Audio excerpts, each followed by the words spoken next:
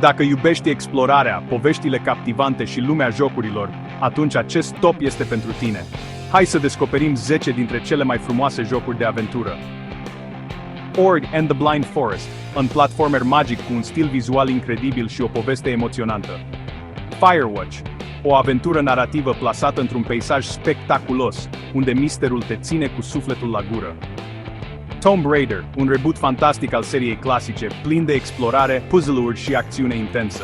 The Witness, un joc de puzzle open world cu o atmosferă uimitoare și provocări care îți pun mintea la încercare. Red Dead Redemption 2, o capodoperă în materie de storytelling și explorare într-un vest sălbatic superb.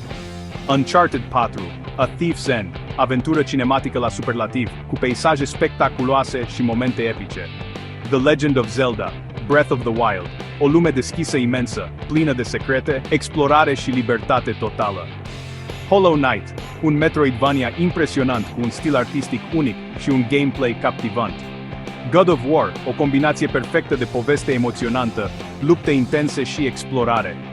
The Last of Us Part 2, o experiență narrativă profundă, cu o lume uimitor de detaliată și personaje memorabile. Acestea sunt 10 dintre cele mai frumoase jocuri de aventură. Tu pe care l-ai jucat sau care e preferatul tău? Scrie în comentarii și nu uita să dai like și subscribe pentru mai multe videoclipuri.